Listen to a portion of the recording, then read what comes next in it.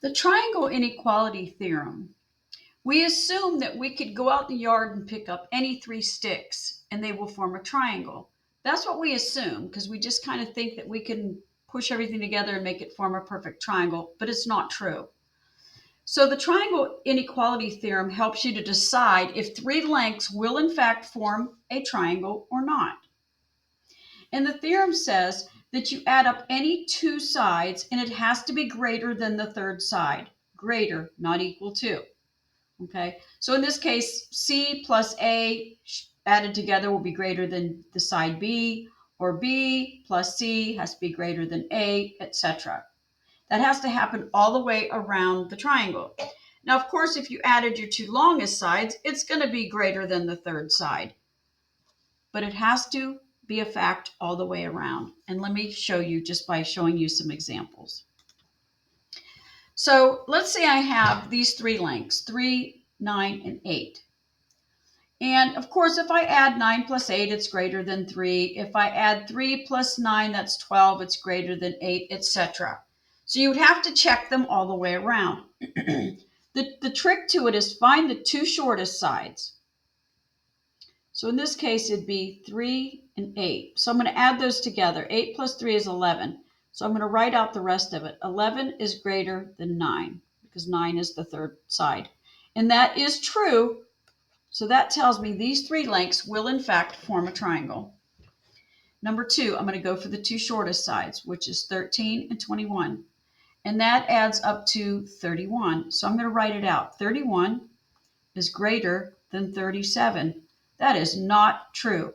If it is not true, it will not form a triangle. One of the sides will be too short or too long. No matter which way you turn them and twist them, you're not going to get that triangle made. And number 3, my two shortest sides are 6 and 2. And I'm going to add them together and get 8. So I'm going to write 8 is greater than 16. That is not true, which tells me those three lengths together will not form a triangle. Number 4, my two shortest sides are 7 and 5. That's 12. And I write 12 is greater than 10. Well, that's true. Number 5, my two shortest sides are 25 and 17. And if I add that together, I'm going to get 42. And 42 greater than 29? Yes. Number 6, I'm going to add 11 and 20. I get 31.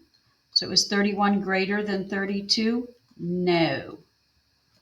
Now I want to jump down to the bottom here. See if I can move that out of the way. Alice prepares a cheese sandwich for her supper. She stuffs an isosceles triangular cheese slice in it. Which of the following is the possible sides that measure the cheese slice? Well, they're basically saying, well, these three lengths form a triangle. So I'm going to check all three of them. So A, I'm going to add the two shortest sides together. I get 3 and 5 is 8. Now I'm going to write it out. 8 is greater than 8. Is that true? Is 8 greater than 8? No, it isn't. The next one, I'm going to add the two shortest sides together. I get 4 plus 4 is 8. So I'm saying 8 is greater than 6. That is true. There's her slice of cheese. But let's look at C. Again, I'm going to take the two shortest sides. 3 plus 3 is 6. Is 6 greater than 6? No, it isn't. So I just wanted to show that it has to be greater than, not greater than or equal to. It has to be greater than that third side. I hope this helped.